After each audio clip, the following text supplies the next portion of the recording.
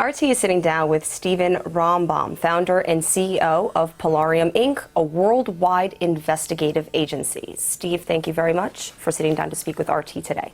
My pleasure. For more than a decade, you've been warning the mass public, or at least informing them, that privacy is dead.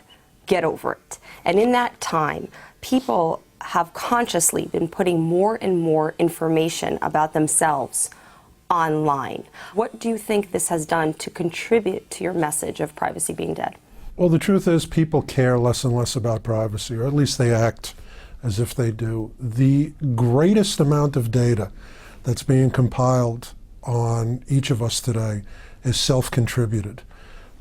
Your location, your likes, your dislikes, your religion, your sexual orientation, how you vote, where you live, who your friends are, who your family is, what music you listen to, what books you read, all sorts of things that frankly are a window into your soul. All of these things are self-contributed. I can go to your Facebook page and obtain information equivalent to what people would pay a private investigator $10,000 a few years ago to go out and gather. You have consensually put it up there for the whole world. And that includes, of course, the holy grail of investigation, which is location and photos. You are constantly reporting your location, you're constantly posting photos. How do you manage your own social network profiles? Do you have any? I do, and I post just often enough to let people know that I'm alive, possibly once a month. And I'm very careful that I keep location-aware programs turned off so it doesn't report where I physically am at that moment. And I don't report what I'm doing or who I'm with or things like that. In an interview with RT, Julian Assange stated that US-based social networks provide information to the Secret Service if they request it. Could that be true? Oh, it's more than true, and it's not just social networking sites. First of all, they don't need to provide anything. It's right there. The Secret Service, certainly, which specializes in computer crime and computer activities, is certainly smart enough to have one of their tech services people go online and look it up on your Facebook page or your Twitter feed or your YouTube feed or whatever. I don't think that the Secret Service needs the permission of these sites, but in fact, all of these sites do cooperate with law enforcement, and I think they should. And it's not just social networking sites. Google is so intimately enmeshed with the US government. And I'm not just talking about, I hate to use this word, I was going to say benign parts of the US government. That sort of implies that there are not benign.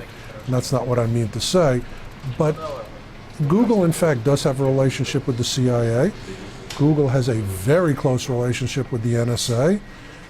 Google has a backdoor that they make available to the Secret Service and to the FBI. I'm not saying this is a bad thing, but it is something that people should be aware of. And why is it that you want people to know about this, that their privacy is going away? Why are you telling them all this? Well, I know it's kind of counterintuitive. You'd think that as a private investigator, as the owner of an investigative agency, I'd be delighted by this. And I am. And I am. I take great advantage of this, and all the people who post their photos and their whereabouts and their families and their friends, you know, thank you very much. I appreciate it. Me talking about it is not going to stop these people. They're going to motor ahead and continue doing it. I just think it's in certain respects un-American for companies like Google and Facebook to be aggregating all of this data on each of us without people really being aware of the ramifications. You know, it's not that you have a Facebook page. It's that yesterday you posted what books you like to read. A week before that you posted that you are a Democrat. A week before that you posted your religion. A week before that you posted that you were coming out of the closet. A week before that you posted your parents' names. It's not one thing by itself. It's that Facebook, Google, MySpace, the cell phone companies especially, they gather this bit by bit by bit by bit, and before you know it, they've got your entire life on disk. Mm-hmm. You know, it's the constant addition of everything. And there's some real sneaky stuff going on out there. You know, there's a reason why Facebook is so valuable. You are defined by who your friends are. That's what Facebook is all about, people friending you. Most of your friends are going to be people like you. They're going to be people who speak the same language, read the same books, have the same politics, follow the same religion, or follow no religion at all. And if I see who your friends are, I know who you are. And I can sell you things.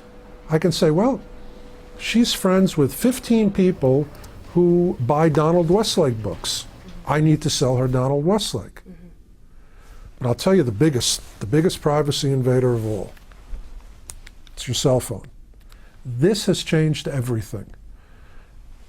If you think about the cell phone, you'll understand that this is the greatest invasion of privacy ever. First of all, it tells me where you are at every minute of the day. It tells me who your friends are. It tells me who's important to you. It tells me where you work. It tells me where you live. It tells me where you eat.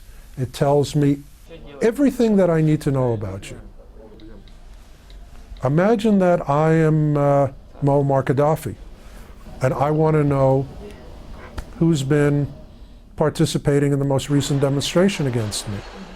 All I have to do is check and see whose cell phones were in the square where the demonstration was. It's really that simple. I can tell you that right now, today, U.S. law enforcement is making charts of mafia families without doing any surveillance. They know that this guy and this guy and this guy spent 2 hours together in this bar. Then this guy went here and reported to this guy. This guy went here and did something else. By following cell phones, by following email, by following all the communications on a smartphone, your entire life is open. Interesting that you bring up Muammar Gaddafi.